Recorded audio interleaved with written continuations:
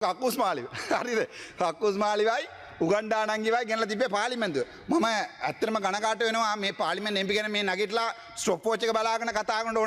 ඕන විදියට මේ පාර්ලිමේන්තුව පත් කරලා තිනවා ඒ වගේ තමයි අපේ රටට අපේ ලොක්කාව අපි 2024 දැම්මා හැමදාම කියන්නේ බොරුනේ යන්නේ හැම එකටම කියන්නේ ඔයගොල්ලෝ කිව්වා ජාතිවාදී ආණ්ඩු නැහැ කිසි දෙයක් නැහැ කියලා දැන් ඔය වපුර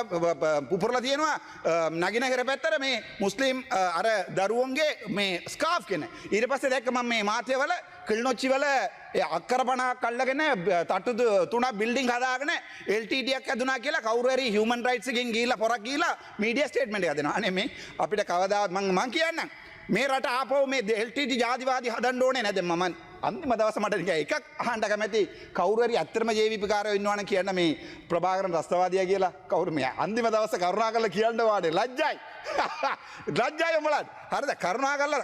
අඩුම ගාන තමුන්නාසලාගේ වෙනුවට නැති වෙච්ච රණවිරුවට රණවිරුව කියන්නකෝ අන්තිම දවස ආන්න ආය ආන්න වෙන්නේ නැහැ මට එළියෙන් දන්නවා ආන්න වෙන්නේ නේ මම දැක්කා උන් අපේ කතානායකතුමාට මිලියන් 30ක් කර වංජා දූෂණ කරලා දිනවා කියලා සියබොක් එකේ ගිහිල්ලා මේ නඩුව දාලා තිනවා මම ආවිලා පළවෙනි දවසේම කැප්පුනේ මේ කතානායකතුමාත් මතකයිද ඔයගොල්ලොට අන්තිමට චාමින්ද කුලරත්න අයියා එළියට දාලා හරිද ඌ දැන් මේ FR එකක් දාගෙන සුප්‍රීම කෝට් යනවා ලැජ්ජයි මේ කතානායකතුමාට සියබොක් එකේ මිලියන් 30ක් මේ හොරකම් කරා කියලා මේ අභාවිතා කරා කියලා මේ තේබල අභාවිතා කරා කියලා නඩුව දාලා තිනවා ඒක අමතරව මේ බැක්ඩේට් කරලා ලියුමක් ගන්න හැදුවාට කතානායක අපේ ස්පීකර්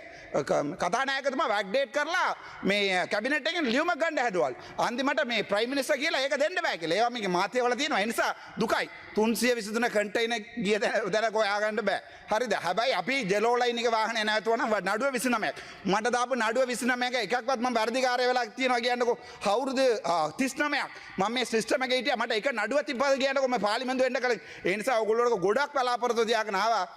මම හිතන්නේ මේ පාර්ලිමේන්තුවෙන් නම් පළවෙනිම ඉවත් වෙන්නේ මම එන්නදී අත්‍තරම හර්ද සාචි මම ඔයගොල්ලෝට මාර ආදරේ වෙලා හිටියේ මාර බලාපොරොත්තුව තිබ්බා මේ පාර්ලිමේන්තුව වෙනකොට අත්‍තරම කියන්න මේ කින රට සම්පූර්ණයෙන්ම ලස්සන වෙනවා කියලා දැන් කවුරු කියනවා ඊළඟට අපේ වාහන ටිකක් අඩුම විලට ගන්න ගරු මන්ත්‍රීතුමනි ඔබතුමාගේ කාලය අවසానයි 9:29 හරි සර් තපර 20ක් දෙන්න එතකොට අපි බලාපොරොත්තු මේ විට්ස් එක දෙන්න ඕනේ නැහැ ලක්ෂ 12ට අඩුම ගාන